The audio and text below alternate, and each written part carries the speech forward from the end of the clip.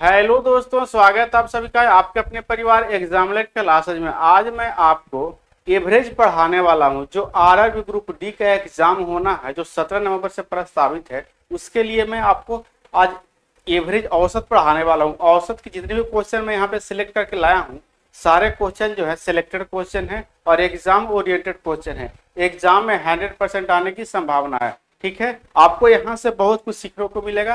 Concept, short trick, और खास करके तो शॉर्ट ट्रिक का कॉम्पिटिटिव एग्जाम इतना महत्व है, अब बिना शॉर्ट ट्रिक के क्वेश्चन को सोल्व नहीं कर सकते। ठीक है, ऐसा बेसिक से लगाइए तो बहुत ज़्यादा टाइम लगेगा, तो एग्जाम में ज़्यादा टाइम होता नहीं है, टाइम बहुत कम होता है, तो शॉर्ट ट्रिक सीखना बहुत ही जरूरी है। तो चलिए सीखते हैं आज कुछ नया।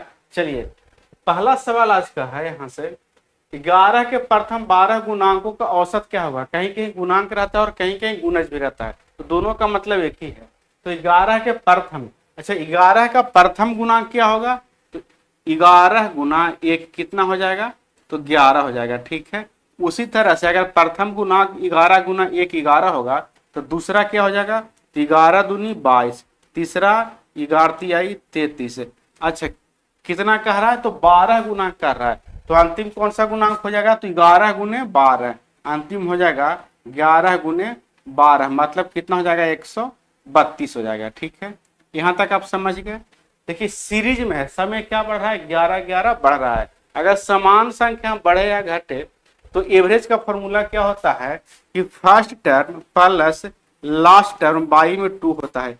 एवरेज निकालने का फॉर्मूला क्या होता है, first term plus last term by 2। देखिए एपी में है ना, समान अंक पे बढ़ रहा है, यहाँ भी 11 समान संख्या बढ़ रहा है, यहाँ 11 बढ़ रहा है, यहाँ भी 11 बढ़ रहा है, यानी हर जगह 11 11 बढ़ रहा है। जो सीरीज हो गया एपी में हो गया, समांतर श्रेणी में हो गया। तो समांतर श्रेणी में एवरेज निकालने का फॉर्मूला क्या होता है, तो first term plus last term by 2 होता है। तो फर्स्ट टर्म यहाँ से 11 है और लास्ट टर्म यहाँ से 132 है, और बटे यहाँ से कितना हो जाएगा, 2 हो जाएगा। ठीक है, अब यहाँ जो जोड़िएगा तो कितना जाएगा, 143, और बटे में यहाँ से 2 भाग दीजिएगा तो 7 दूनी 14 और 1 एकम 2 हो जाएगा, यानी 71 दशमलव कितना आ जाएगा, 5 आ जाएगा। तो ऑप्शन बी मेरा करेक्ट आंसर यहाँ से हो जाएगा। ठीक है, चलिए अगर आपको अच्छा लगे तो हमारे वीडियो को लाइक कर लीजिए और दोस्तों में शेयर भी कर दीजिए, और इसी तरह का नेक्स्ट वीडियो हम लेकर के आप लोगों के लिए हर समय आते रहते हैं। तो आप मेरा चैनल से लगातार जुड़े रहिए। ठीक है, अगर मेरे चैनल पे पहली बार आए हैं तो चैनल को सब्सक्राइब भी कर लीजिए। अब आगे देखिए, सवाल नंबर 2 क्या कह रहा है, 11 और 30 के बीच के अभाज्य संख्याओं का औसत क्या होगा। तो अभाज्य संख्या क्या होता है, तो अभाज्य संख्या जिसका सिर्फ और सिर्फ 2 गुणनखंड होता है। जैसे 2 2 किस किस से कट रहा है, तो 1 से कट रहा है और 2 से कट रहा है, इसके पास सिर्फ 2 गुणनखंड है, तो यह अभाज्य संख्या हो गया। जैसे में 3 3 किस किस से कट रहा है, तो 1 से कट रहा है और 3 से कट रहा है, इसके अलावा किसी से भी नहीं कट रहा है, तो 3 भी अभाज्य संख्या हो गया। ठीक है, इसी तरह से 7 है, 5 है, 11 है, 13 है। ठीक है, तो क्या क्या रहा है, 11 से 30 के बीच में। ठीक है, तो 11 को हम नहीं लेंगे, 11 से 30 के बीच में कह रहा है, तो 11 को हम छोड़ देंगे। ठीक है, यानी 11 के बाद जो अभाज्य संख्या है वो 13 है। ठीक है, इसके बाद 17 है, इसके बाद 19 है, इसके बाद यहाँ से 23 है, और 23 के बाद क्या है, तो 29 है। ठीक है, 1 2 3 4 5 अभाज्य संख्या होगा।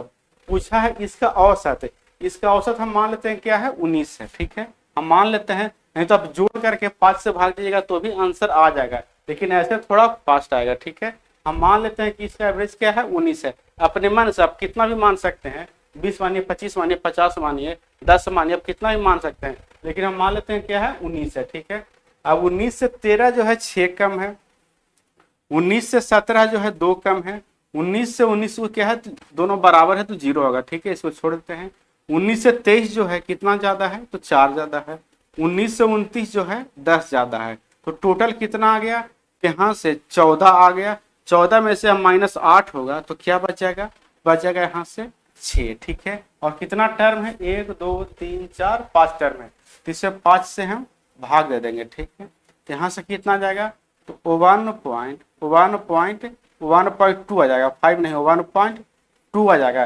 यानी जो हम मान है उससे जब इसका जब एवरेज निकाले तो ज्यादा आ गया, 1.2 आ गया। ठीक है, 1 पॉइंट कितना आ गया, 2 आ गया। तो जो एवरेज होगा क्या होगा, जब यहाँ प्लस आया तो यहाँ जोड़ दीजिए, प्लस कितना जोड़ देंगे, तो 1.2 जोड़ देंगे।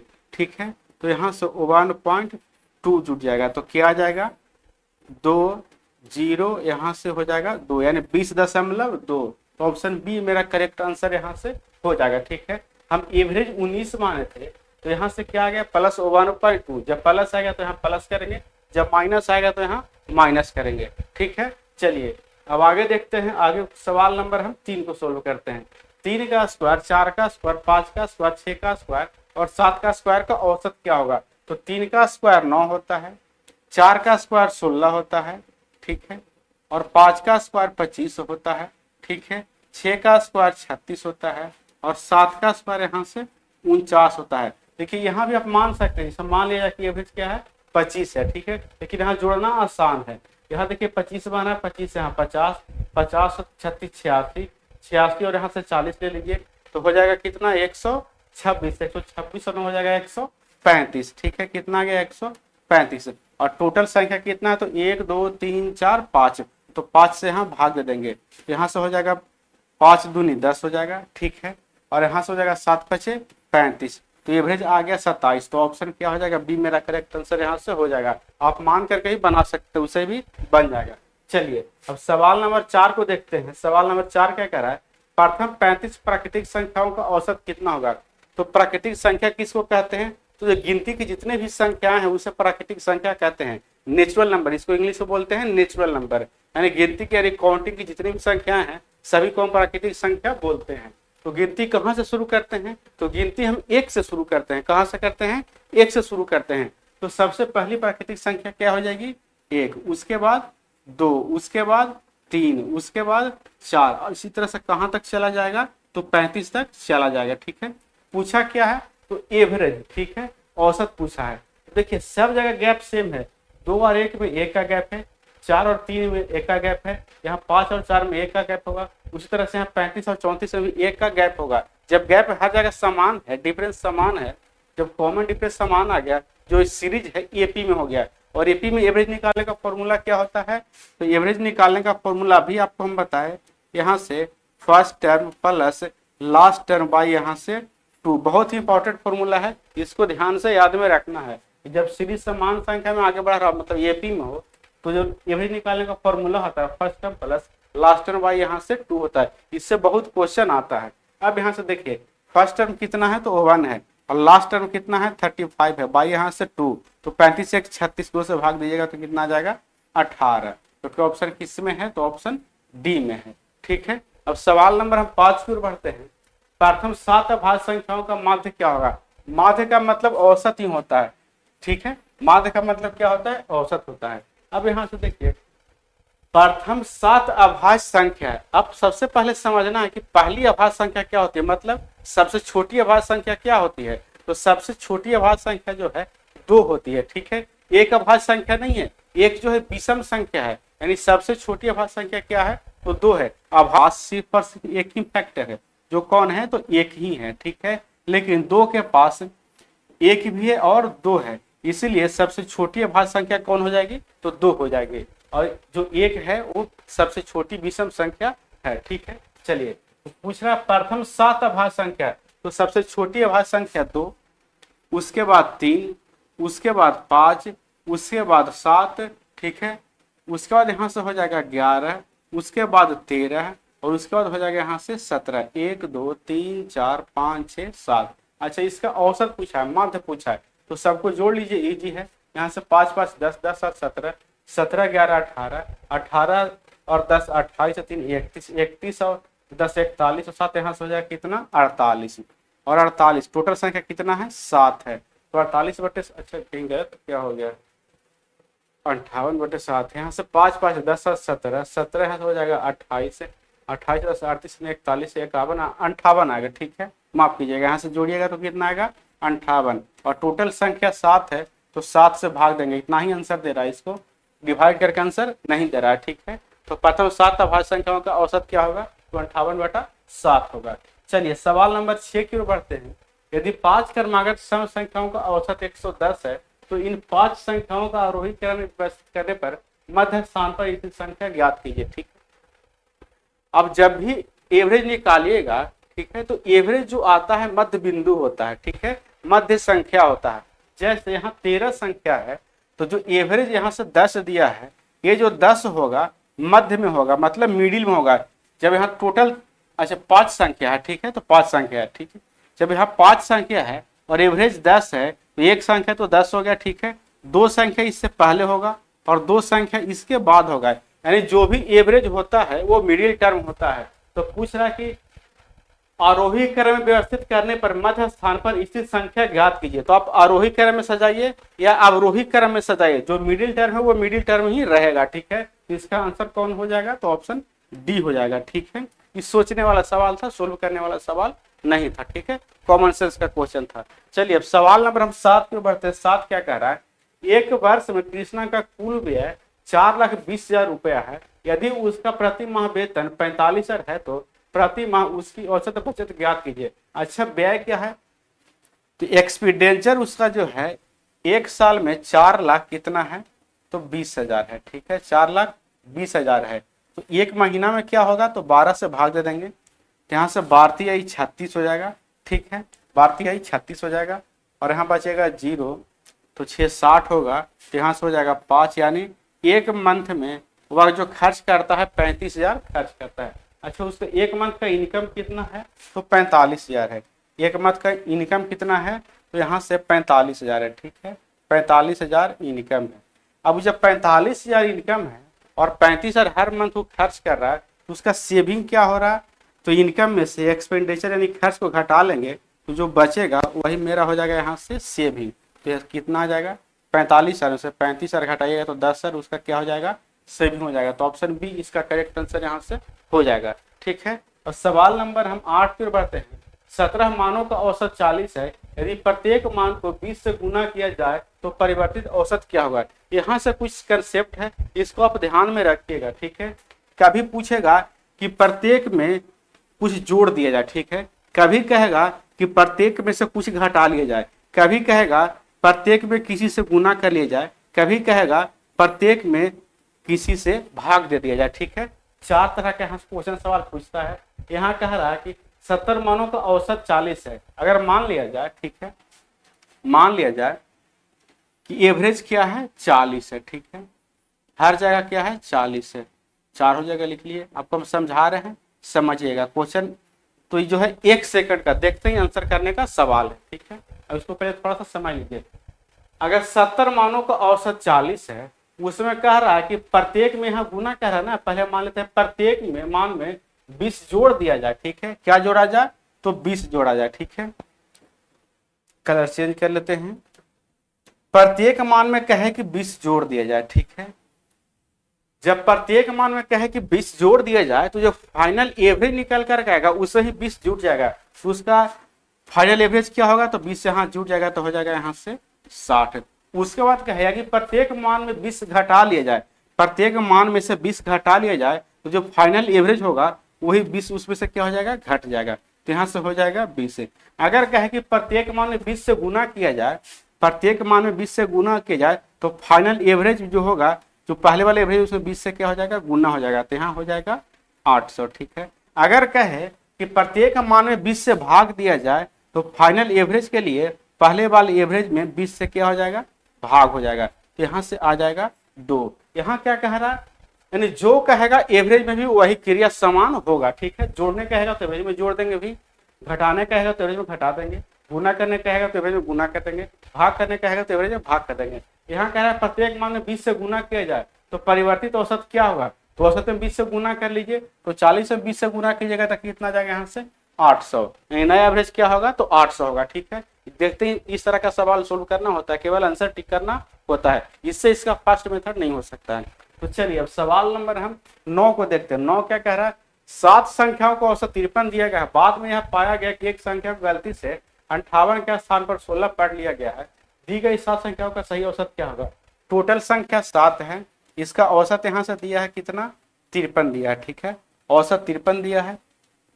अब यहाँ से एक बात ध्यान रखना है, जो गलती से लिखा गया उसको माइनस कर लेंगे, तो 16 गलती से लिखा गया, इसको माइनस कर लिए, और जो हमको लिखना था रियल में उस वो जिसको हम नहीं लिख पाए, जो लिखना था उसको हम जोड़ लेंगे, 58 यहाँ से जोड़ लेंगे। अब टोटल संख्या कितना है 7, तो 7 से भाग दे देंगे, मेरा सही औसत निकल जाएगा।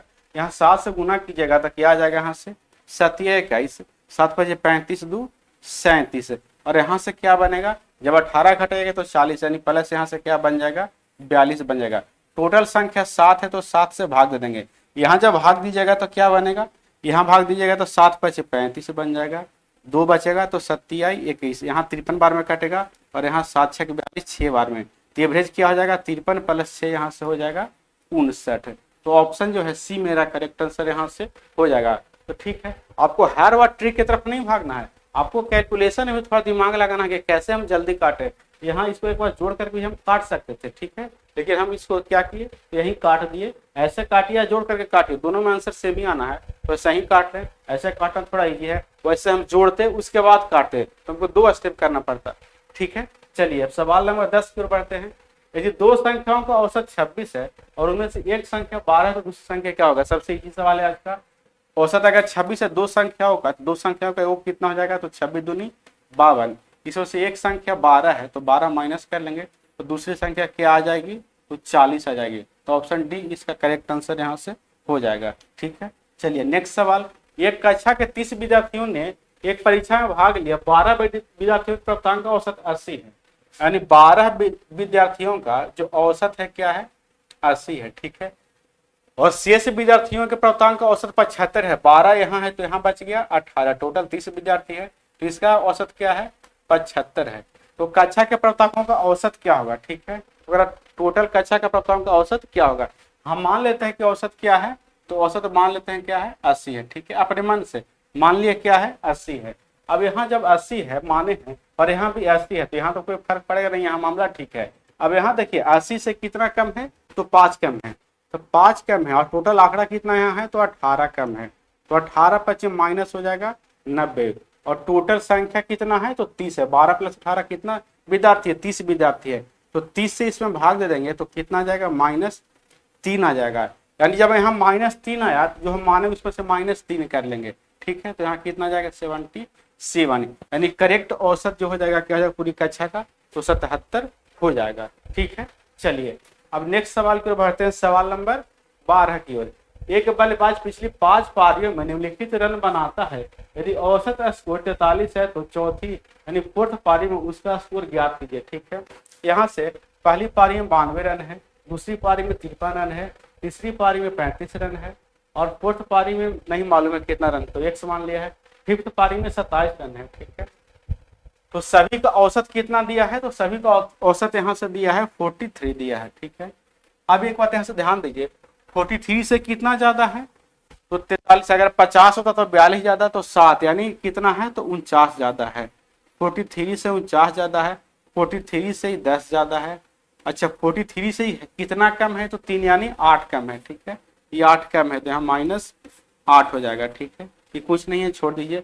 ये 43 से कितना कम है, तो 13 3 16 कम है, तो माइनस हो जाएगा यहाँ से 16। ठीक है, अब इसको जोड़ लीजिए तो यहाँ हो जाएगा 59 और 59 पे से 20 जाएगा तो बच जाएगा 39, 39 से 8 घटेगा तो क्या बच जाएगा 31, क्या बच जाएगा, तो 31, 31 प्लस में बचेगा। ठीक है, जब 31 प्लस में बचेगा तो एक्स को छोड़ करके जो 4 आंकड़ा बाकी बचा वही ज्यादा रन ले लिया है, वही क्या ले लिया है, ज्यादा रन ले लिया है। इसका मतलब है कि जो एक्स का वैल्यू होगा यानी चौथा पारी में जो रन बनाएगा वो औसत से 31 कम बनाएगा।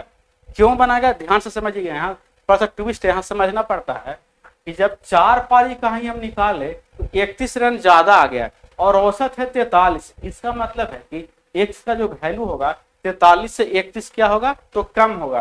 तो एक्स का वैल्यू यहाँ से क्या हो जाएगा, तो 31 से हम माइनस कर लीजिए, क्या बच जाएगा, यहाँ से बच जाएगा 2 और यहाँ से बच जाएगा कुछ गड़बड़ नहीं है, 2 यहाँ से बच जाएगा कितना, 1 12, 12 है ऑप्शन में कहीं, हाँ 12 है, तो ऑप्शन ए इसका करेक्ट आंसर यहाँ से हो जाएगा। यहाँ कैलकुलेशन ठीक है, यहाँ हो जाएगा 49, 50 रहेगा तो 42 ज्यादा 43 यानी 7। ठीक है, तो 42 और 7 हो जाएगा 49, यहाँ 10 ज्यादा है। ठीक है, यहाँ 8 कम है। ठीक है, और यहाँ कितना कम है, यहाँ 30 रहेगा तो 13 यानी 16 कम है। ठीक है, यहाँ से 2 बचा तो एक यहाँ से 2 बचा प्लस में, तो यहाँ -14, जब 14 कीजिएगा 49 में से 14 घटाइएगा, 49 में से 14 घटाइएगा तो यहाँ बच जाएगा 5 और यहाँ बच जाएगा कितना, तो 1। यहाँ बचेगा कितना, तो ये 49 में से 14 घटाना है ना, 34 घटा रहे हैं, यहाँ बचेगा कितना 3, तो यहाँ 35 आ गया। अच्छा 35 आ गया, अच्छा यहाँ गड़बड़ है, यहाँ 35 होगा, तभी तो 35 होगा, ठीक है। यहाँ से कितना होगा, तो 35 होगा, तो 4 पारी मिल करके 35 रन एक्स्ट्रा जब हो गया, तो एक्स का वैल्यू जो होगा 43 माइनस 35 होगा, तो माइनस 35 यहाँ से कीजिएगा, तो यहाँ बजाएगा कितना, तो 8 है, यानी इसका करेक्ट आंसर कौन होगा, तो ऑप्शन बी होगा। थोड़ा मिस्टेक हो गया था जोड़ने घटाने में। चलिए नेक्स्ट सवाल की ओर बढ़ते हैं, सवाल नंबर 13 की ओर। एक क्रिकेटर का 10 मैचों का औसत स्कोर 40 है, यदि पहले 6 मैचों का औसत 44 है, तो अंतिम 4 मैच के रनों का औसत क्या होगा, ठीक है। तो 6 मैचों का औसत कितना है, तो 44 है, ठीक है, 44 है, और 4 मैचों का औसत नहीं मालूम है, इसका हम x मान लेते हैं, ठीक है। और टोटल औसत जो है 10 मैच का क्या है, तो 40 है। ये 40 से 4 ज्यादा है, और टोटल कितना आंकड़ा में, तो 6 आंकड़ा में, ठीक है, 6 पारी में, तो यहाँ से कितना ज्यादा हो जाएगा, 24 ज्यादा होगा, ठीक है। अब 24 ज्यादा है, इसका मतलब है कि x यानी 4 पारी में जो आती है, 4 पारी में रन बना होगा वह औसत से कम बना होगा, ठीक है, यानी 24 से ज्यादा इसमें बन गया, तो इसमें 24 कम बना होगा, तो जब 24 कम बना होगा, यहाँ टोटल आंकड़ा कितना है, तो 4 है, तो भाग दीजिएगा तो कितना आ जाएगा, 6 आ जाएगा, ठीक है, यानी 6 यहाँ माइनस हमको करना पड़ेगा। हाँ, जब यहाँ प्लस है, जब यहाँ ज्यादा बना तो यहाँ कम बनेगा, तो यहाँ -6 होगा, जब इससे -6 कीजिएगा तो क्या आ जाएगा, यहाँ से तो 34 आ जाएगा, तो ऑप्शन किस में हो जाएगा, तो ऑप्शन डी में हो जाएगा। 6 पारी में जब 24 रन ज्यादा हो गया, तो 4 पारी में 24 रन कम बनेगा, तो हमको औसत निकालना है, जब कम बनेगा तो यहाँ माइनस होगा, हमको औसत निकालना है, तो यहाँ 4 पारी 4 से भाग देंगे तो -6, इसका मतलब है कि 4 पारी का जो अंतिम का औसत रहा होगा वह 40 से 6 कम यानी 34 रहा होगा, ठीक है। अब सवाल नंबर हम 14 की ओर बढ़ते हैं। एक क्रिकेटर का अपनी पहली 7 पारियों में औसत 28 रन है, अगली 3 पारी में उसका औसत स्कोर 32 है, वह स्कोर ज्ञात की जो उसके अपनी 11वीं पारी बनाना चाहिए ताकि उसका समग्र औसत स्कोर 33 हो जाए, ठीक है। यहाँ समझिएगा 7 पारियों का जो औसत दिया है क्वेश्चन में वह है 28 है, ठीक है।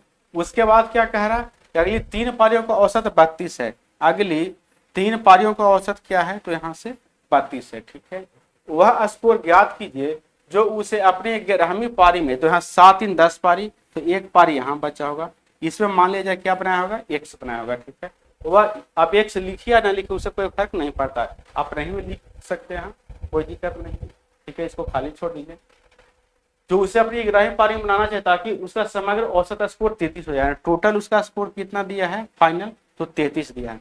अभी 33 से कितना कम है, तो 5 कम है, तो -5 गुना यहाँ से हो जाएगा 7, ये 33 से कितना कम है, तो 1 कम है, तो -1 गुना यहाँ हो जाएगा 3, ठीक है। अब यहाँ से देखिए 7 5 -35, यहाँ माइनस हो जाएगा 3, तो माइनस कितना आ गया, -38 आ गया, यानी 10 पारी में जो 38 रन क्या बनाया, कम बनाया, 10 पारी में वह 38 रन कम बनाया, इसका मतलब है 11वीं पारी में उसको औसत से 38 रन ज्यादा बनाना होगा, तो उसमें कितना बनेगा 11वीं पारी में, तो 33 रन तो उसका औसत स्कोर है, ये तो बनाना ही बनाना है, और यहाँ से 10 पारी में 38 रन कम बना, तो 38 रन ई वाला भी उसको बनाना पड़ेगा, तो यहाँ से प्लस क्या कर देंगे, यहाँ से 38 कर देंगे, यहाँ से हो जाएगा 1, यहाँ से हो जाएगा 6 7, यानी 71 रन, तो ऑप्शन हो जाएगा डी इसका करेक्ट आंसर, यानी 11वीं पारी में उसको 71 रन बनाना होगा। ऐसा भी याद रखिएगा, नहीं ज्यादा समझ में आए तो यहाँ माइनस आए तो यहाँ प्लस करेंगे, प्लस आए तो यहाँ माइनस करेंगे, ठीक है। चलिए अब नेक्स्ट सवाल, सवाल नंबर 15 क्या कह रहा है, 11 विद्यार्थियों का औसत वजन 50 केजी है, यदि शिक्षक के 70 केजी वजन को कुल वजन में जोड़ा जाता है तो नया औसत ज्ञात कीजिए, ठीक है। 11 विद्यार्थियों का औसत वजन 50 केजी है, ठीक, जब शिक्षक इसमें 70 केजी वाला शामिल होगा तो 50 केजी तो उसका चल जाएगा सभी का औसत में, 50 केजी उसका सभी का औसत में चल जाएगा, तो टोटल वह 70 केजी का है, 50 केजी उसका औसत में चला गया, औसत जब 50 केजी है तो 50 केजी उसका औसत में चला जाएगा, ठीक है। इसके पास बचेगा कितना, 20 केजी। अभी 20 केजी जो एक्स्ट्रा बचा, पहले 11 विद्यार्थी था, ठीक है, एक शिक्षक जुट गया तो संख्या 12 हो गया, तो 12 में ही बटेगा, ठीक है, तो 12 से भाग दीजिएगा तो एक बार में 12 जाएगा 8, 12 छक 72, ठीक है, 12 छक 72, 1.66, यानी औसत जो है नया औसत होगा पहले से 1.66 बढ़ जाएगा, तो पहले औसत 50 था, तो इसमें 50 क्या कर दीजिए, तो जोड़ दीजिए। ठीक है, तो यहाँ से आ जाएगा 51.66। तो ऑप्शन जो है डी इसका करेक्ट आंसर यहाँ से हो जाएगा। ठीक है, समझ गए। चलिए अब सवाल नंबर 16 की ओर बढ़ते हैं। 6 व्यक्तियों के एक समूह से 72 केजी वजन वाले एक व्यक्ति को एक अन्य व्यक्ति द्वारा प्रतिस्थापित करने पर समूह के औसत वजन में 2 केजी की वृद्धि होती है। ठीक है, पहले से औसत वजन कितना है, तो 72 केजी। जब एक व्यक्ति हटा और एक नया व्यक्ति शामिल हुआ, यहाँ व्यक्तियों की संख्या नहीं बढ़ेगा, यहाँ 6 व्यक्ति है ना, तो एक गया तो हो गया 5 और फिर एक आया तो हो गया कितना, 6, यानी व्यक्ति 6 ही रहा। ठीक है, जब व्यक्ति 6 ही रहा और वजन 2 केजी बढ़ गया, तो 6 गुना 2 यानी कितना बढ़ गया, तो 12। तो टोटल औसत कितना थी, नया व्यक्ति का समूह में शामिल हुए नए व्यक्ति का वजन कितना हो जाएगा, तो 72 + 12 यहाँ से हो जाएगा कितना, 84। तो ऑप्शन जो है बी इसका करेक्ट आंसर यहाँ से हो जाएगा। एक बार फिर से इसको समझिएगा, एक 72 केजी वाला व्यक्ति चला गया। ठीक है, अब जो नया व्यक्ति आया तो सभी का जो है वजन जो है औसत जो है 2 केजी बढ़ गया। जब 2 केजी सभी पे बढ़ा तो टोटल 6 व्यक्ति है, तो कितना बढ़ेगा टोटल वजन, तो 12 केजी टोटल वजन यहाँ से बढ़ जाएगा। तो जो गया उस व्यक्ति का वजन था 72 केजी और 12 केजी और बढ़ गया, तो 72 + 12 यानी 84 केजी। जो नया व्यक्ति शामिल हुआ होगा उसका जो वजन रहा होगा वह 84 केजी रहा होगा। ठीक है, चलिए अब सवाल नंबर 17 की ओर बढ़ते हैं। एक अध्ययन केंद्र 5 कक्षाएं हैं जिनमें 50, 60, 25, 40 और 70 विद्यार्थी हैं। इन 5 कक्षाओं में उत्तीर्ण होने वाले विद्यार्थियों के प्रतिशत क्रम से 20%, 25%, 20%, 10% और 30% है। तो केंद्र में प्रति कक्षा उत्तीर्ण होने वाले विद्यार्थियों की औसत संख्या ज्ञात कीजिए।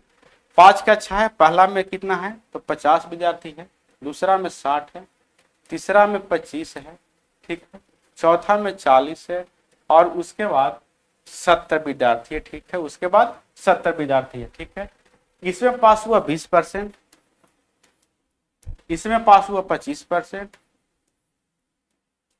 इसमें पास हुआ 20%, इसमें पास हुआ 10% और इसमें पास हुआ कितना, तो 30%। ठीक है, 50 का 20 कितना हो जाएगा, तो 10 होगा और यहाँ 60 का 25 कितना हो जाएगा, तो 15 हो जाएगा। 25 का 20% कितना हो जाएगा, तो 5 हो जाएगा।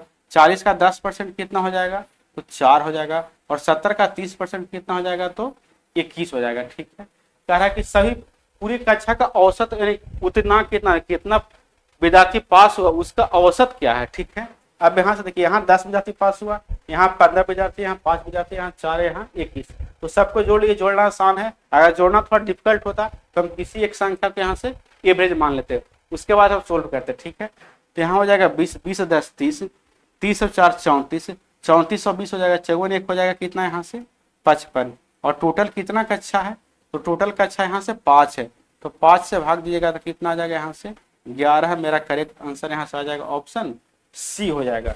ठीक है, चलिए अब आगे बढ़ते हैं सवाल नंबर 18 की ओर। सवाल नंबर 18 क्या कह रहा है, 30 छात्रों वाली एक कक्षा ने एक प्रतियोगी परीक्षा दी, इनमें से 18 छात्रों को औसत 90 अंक मिले। 18 छात्रों को औसतन कितना अंक मिले, तो 90 अंक मिले। ठीक है, उसके बाद इस कक्षा के शेष छात्रों को तो 18 और टोटल 30 है, तो यहाँ बचा 12, इसको कितना मिला, तो इसको औसतन 80 अंक मिला। ठीक है, तो कह रहा है कि पूरी कक्षा का औसत क्या होगा, तो इस तरह का एक और क्वेश्चन आपको बताया। ठीक है, इसको ही बता रहे हैं। अगर मान लिया जाए कि पूरी कक्षा का औसत उम्र क्या, औसत जो रहा होगा क्या होगा, औसत अंक जो रहा होगा क्या रहा होगा, 85 मान लेते हैं। पूरी कक्षा का औसत अंक हम क्या मान ले रहे हैं, 85 मान ले रहे हैं। ठीक है, तो जब 85 मान लिए तो 85 से 90 कितना ज्यादा है, तो 5 ज्यादा है। ठीक है, और कितना आंकड़ा पे, कितना विद्यार्थी पे, तो 18 विद्यार्थी पे, तो 18 बच्चे यहाँ से 90 क्या हो जाएगा, ज्यादा हो जाएगा। यहाँ देखिए 85 से 5 कम है 80, तो -5 है और कितना विद्यार्थी पे, तो 12 विद्यार्थी पे, तो 12 × 5 = 60 -60, यहाँ से कितना आ जाएगा, तो +30 आ जाएगा और टोटल विद्यार्थी यहाँ से कितना है, तो 18 + 12 30 है। इसका मतलब है यहाँ से कितना आ गया, +1 आ गया। इसका मतलब कि औसत एक और बढ़ जाएगा, तो 85 + 1 यहाँ से क्या हो जाएगा, तो 86 हो जाएगा। यानी पूरी कक्षा का जो औसत स्कोर रहा होगा वह 86 रहा होगा, क्योंकि ऑप्शन किस में है, तो ऑप्शन सी में है। ठीक है, तो मेरा सी करेक्ट आंसर यहाँ से हो जाएगा। सवाल नंबर 19 क्या कह रहा है, 41 संख्याओं का औसत 62 है, पहली 18 संख्याओं का औसत 65.5 है। पहली 18 संख्याओं का जो औसत है 65.5 है, ठीक है। उसके बाद क्या कह रहा है, अंतिम 24 संख्याओं का औसत 61.5 है। अंतिम जो 24 संख्या है उसका औसत जो है 61 पॉइंट यहाँ से क्या है 5 है, ठीक है। जो कह रहा है कि पूरे का औसत कितना है 41 संख्याओं का, तो 62 है, ठीक है। टोटल संख्या यहाँ कितना है, तो 41 है। यहाँ कितना आ गया 18 + 24 42। इसका मतलब है 28 संख्या को छोड़ दिया गया है, ठीक है। एक संख्या के बीच में छोड़ दिया गया है, उसी का शेष संख्याओं का औसत पूछा है। अब यहाँ से देखिए 62 से 65.5 जो है कितना ज्यादा है, यहाँ से 3.5 क्या है ज्यादा है, ठीक है। कितना पे, तो 18 पे, तो गुना 18 कर लेंगे, तो 18 है 54, 54 और 9 कितना हो जाएगा, तो यहाँ से 63 ज्यादा हो गया, ठीक है। और यहाँ जो है 62 से 61.5 कितना कम है, 0.5 क्या है कम है, कितना संख्या पे, तो 24 संख्या पे, तो यहाँ से कितना कम हो जाएगा, तो 12 कम हो जाएगा, ठीक है। तो 63 में से 12 घटेगा तो 3 से 2 घटेगा 1, और 6 में से 1 घटेगा तो यहाँ से हो जाएगा 5, और टोटल कितना संख्या है, तो यहाँ से 42 है, ठीक है। टोटल यहाँ से 42 है, ठीक है। प्लस में आ गया है, किसमें आ गया है, प्लस में आ गया है, ठीक है। तो यहाँ से अब देखिए, अब यहाँ से 51 में 42 से भाग दीजिएगा तो 1, ठीक है, 1 जाएगा। उसका बच जाएगा यहाँ से कितना, तो 9, तो 2 बार में चला जाएगा तो 1.2, ठीक है। तो 84, तो बचेगा 7 यानी 70, यानी एक बार में 1.201।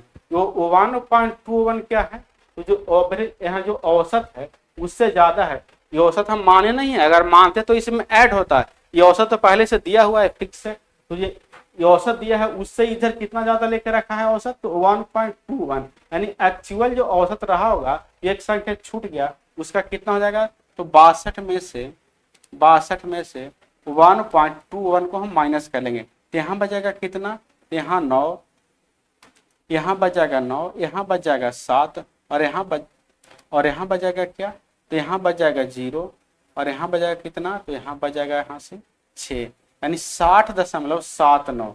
यहाँ कहाँ है, तो 60.79 पूरी तरह तो नहीं है, लेकिन 60.7 तक यहाँ मिल रहा है, इसलिए ऑप्शन ए मेरा करेक्ट आंसर हो जाएगा। यानी लगभग औसत क्या होना चाहिए, जो एक संख्या छूट गया उसका, तो 60.7 इसका औसत होना चाहिए, जो संख्या 18वीं संख्या छूट गया है, ठीक है। चलिए अब नेक्स्ट सवाल की ओर बढ़ते हैं, सवाल नंबर 20 की ओर। 13 क्रमागत पूर्णांकों का औसत 36 है।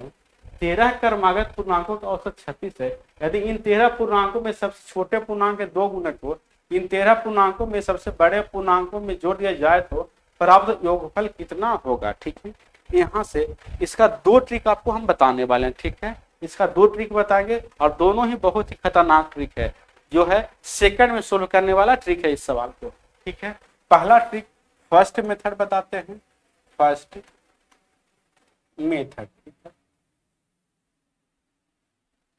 टोटल संख्या कितना है, तो 13, 13 में से घटा लीजिए तो क्या हो जाएगा, 12 हो जाएगा, ठीक है। अगर संख्याएं क्रमागत है, मतलब अंतर एक एक का है, तो इसमें 2 से भाग दे दीजिए, 2 से भाग दीजिएगा तो कितना जाएगा, 6 जाएगा। कहीं कहीं देगा कि 2 का क्रमागत नहीं कहेगा, 2 का कहेगा, या सम का देगा या विषम का देगा, तो 2 का अंतर हो जाएगा हर संख्या में। अगर सम भी कहेगा तो 2 का अंतर होगा, और विषम भी कहेगा तो 2 का अंतर होगा। जब 2 का अंतर होगा तो यहाँ 2 से भाग नहीं करेंगे, यहाँ क्रमागत पूर्णांक कह रहा है, ठीक है। क्रमागत पूर्णांक कहता है मतलब एक एक का अंतर है, जब एक एक का अंतर कहेगा तो यहाँ 2 से भाग देंगे। इतना ही बात आपको ध्यान में रखना है, और कुछ ध्यान में नहीं रखना है। अच्छा, एवरेज कितना है, 36 है। एवरेज दिया है 36। अगर एवरेज 36 दिया है, अगर आपको सबसे बड़ी संख्या पूछे, सबसे बड़ी संख्या पूछे तो क्या करेंगे, 36 में यहाँ वाला 6 जोड़ देंगे तो कितना आ जाएगा, यहाँ से 42 आ जाएगा, ठीक है। अच्छा, उसके बाद अगर सबसे छोटी संख्या आपसे पूछे तो 36 में से हम 6 को माइनस करेंगे, तो 36 माइनस 6 यहाँ से क्या हो जाएगा, तो हो जाएगा 30। अब क्या कह रहा है कि सबसे छोटे पूर्णांक में 2 से गुना कर दीजिए, तो 30 में 2 से गुना कीजिएगा तो कितना हो जाएगा, 60 हो जाएगा। उसके बाद कह रहा है सबसे बड़ी पूर्णांक को जोड़ दीजिए, तो योगफल क्या होगा, कि 60 में 42 जोड़िएगा, योगफल क्या हो जाएगा, तो 40 माफ कीजिएगा 102 हो जाएगा, 102 हो जाएगा। तो ऑप्शन जो है सी इसका करेक्ट आंसर हो जाएगा। ठीक है, ये तो फर्स्ट ट्रिक हो गया। अब सेकंड ट्रिक क्या है, जो इस ट्रिक को नहीं समझे, ठीक है, उसके लिए सेकंड ट्रिक है, टोटल कितना पूर्णांक है, 13 पूर्णांक है, औसत है 36, तो 36 जो होगा मिडिल वाला संख्या होगा। ठीक है, मिडिल वाला पूर्णांक होगा। टोटल 13 पूर्णांक है, उसमें एक पूर्णांक यहाँ हो गया, अब 6 पूर्णांक इधर होगा और 6 पूर्णांक इधर होगा। ठीक है, 6 पूर्णांक इधर होगा और 6 पूर्णांक इधर होगा। सभी का अंतर कितना कितना है, तो एक एक का है, पूर्णांक लगातार है तो एक एक का अंतर है। अगर सबसे बड़ी वाली संख्या पूछे, सबसे बड़ी वाली 36 में इधर टोटल कितना पूर्णांक है, तो 6 पूर्णांक है, तो 6 जोड़ देंगे तो कितना हो जाएगा, 42 हो जाएगा। ठीक है, अगर सबसे छोटी वाली पूर्णांक पूछे तो इधर भी 6 संख्या है, तो 36 में से 6 माइनस कर देंगे तो यहाँ से हो जाएगा 30। आपका छोटी संख्या का 2 गुना कर दीजिए तो यहाँ से हो जाएगा 60, और बड़ी संख्या में जोड़ दीजिए, बड़ी पूर्णांक में जोड़ दीजिए तो 60 प्लस 42 100 कितना हो जाएगा, 2 हो जाएगा। ठीक है, मेथड ओरिजिनल ये है, इसी का शॉर्ट वर्जन बनाया हुआ है। ठीक है, तो आपको दोनों याद रखना है।